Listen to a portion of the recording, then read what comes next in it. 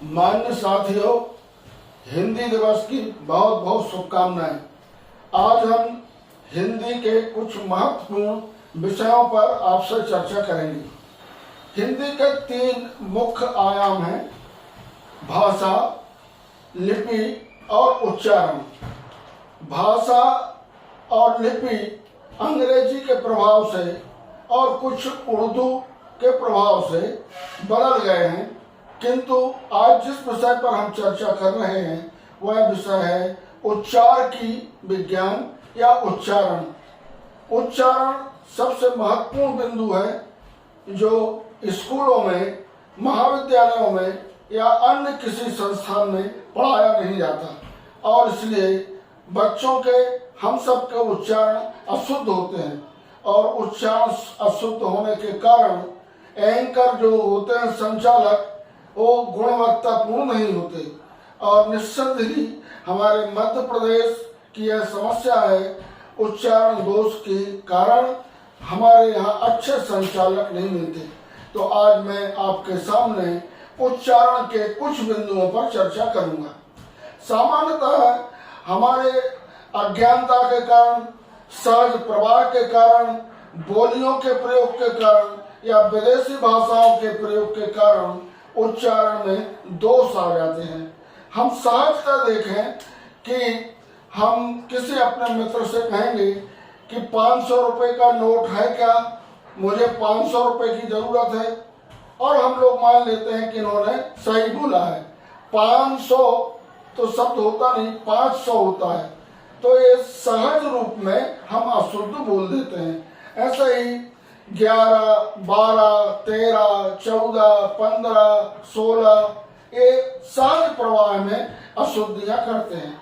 इसलिए हमें चाहिए कि हम सजग होकर और उच्चारण पर ध्यान दें, और उच्चारण ठीक हो इसके लिए हमें आवश्यक है कि हम ध्वनि यंत्र जहाँ से हम बोलते हैं उसके संबंध में जानकारी हो।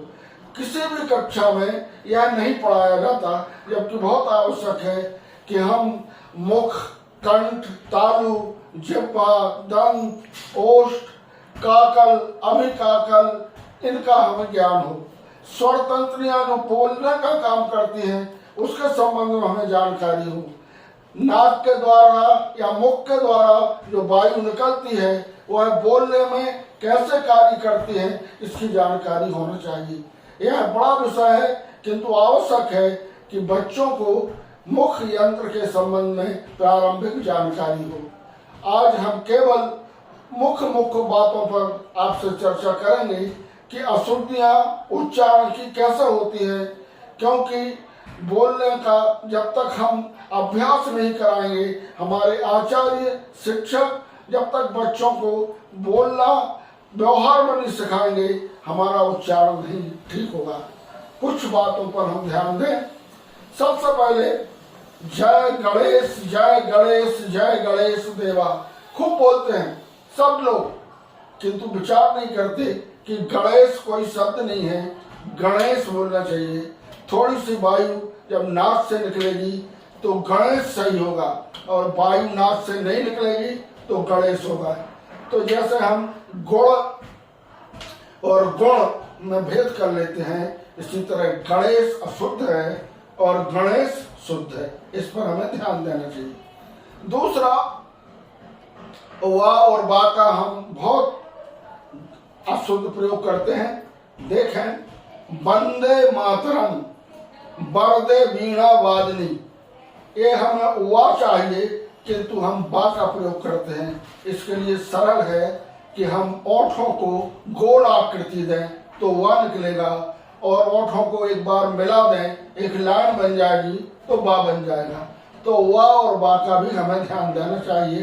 इसी तरह शा और शा, ये महत्वपूर्ण ध्वनि है जिसकी प्राय गलतियां होती हैं। जीभ की नोक को जब हम बर्फ से यानी दांतों से स्पर्श करते हैं तो उससे सा ध्वनि निकलती है, सा सड़क की ध्वनि। और उसी जिह्वा नोक को जब हम पीछे की ओर, तालू की ओर ले जाते हैं तो सा बनता है, जिसे हम शक्कर या शेर कहते हैं। तो साल के संबंध में हम यदि कहें कि 5 साल चाहिए तो अशुद्ध हो जाएगा। 5 साल चाहिए और हम 5 साल के हो गए तो दोनों सा में ये भेद होना चाहिए। इसी तरह की और भी ध्वनियां हैं जिनकी हम अशुद्धियां करते हैं। गोष्ठी को हम गोष्ठी कहते हैं और अन्य प्रकार के वरिष्ठ को वरिष्ठ कहते हैं। तो इन ध्वनियों पर हमें ध्यान देना चाहिए कि हमारे उच्चारण सही हो। कुछ ग्राम्य दोष होते हैं जो ग्रामीण क्षेत्रों में हो जाते हैं, जैसे स्टेशन, स्कूल। अब कहना चाहिए हमें स्कूल किंतु हम कहते हैं स्कूल। स्नान, स्टेशन, स्नातक, ये जो आ जाता है इसे हम श्रुति दोष कहते हैं। हम प्रयास करें कि इस प्रकार का ई ना आए। स्नातकोत्तर, स्कूल, स्नातक, इस तरह के भी हमें ध्यान रखना चाहिए। अब आमदनी एक शब्द है, हम लोग समझते हैं कि नी प्रत्यय है तो आमद और नी, किंतु लोग कह देते आमदानी, आमदनी, जबकि नी प्रत्यय है उसको बाद में लगाना चाहिए आमदनी।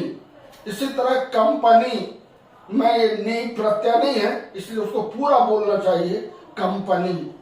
इसी तरह के और भी प्रयोग हैं, सामान्यतः बहुत गलतियां होती हैं। शब्द है हाथी, हम कहते हैं हाथी, एक नाक से जो थोड़ी सी वायु आ जाती है ये नहीं आना चाहिए। हाथ न कह के हम हाथ कहते हैं। तो इस तरह से भी कई ध्वनियां जो हैं ये अनावश्यक आ जाती हैं और उसके कारण त्रुटि होती है। तो हम लोगों को चाहिए कि इस तरह के जो अशुद्ध प्रयोग हैं वो न हो और अंग्रेजी के कारण बहुत सी अशुद्धियां हुई हैं उस पर ध्यान देना चाहिए।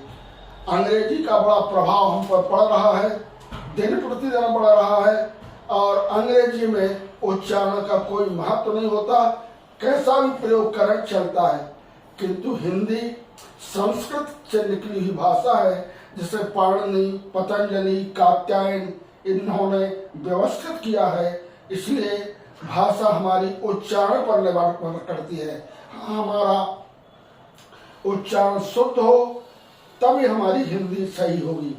तो मित्रों, आज हिंदी दिवस पर हम निर्णय करें कि हम शुद्ध बोलेंगे, हमारा उच्चारण शुद्ध होगा, हमारी प्रत्येक ध्वनि सही होगी। हम अपने जिह्वा, मुख, दंत इसको ठीक करने के लिए रोज प्रातः काल ओम मंत्र का प्रयोग करेंगे। ओम से ध्वनियां शुद्ध होती हैं और इसीलिए ऋषि मुनि प्रारंभ में या गुरुकुलों में ओम सिखाया जाता था। ओम से हमारे कंठ, हमारे मुख, हमारे दंत, जिह्वा सब शुद्ध होते हैं। इसलिए एक बार हम ओम बोलते हुए आज का पाठ संपूर्ण करते हैं। ओम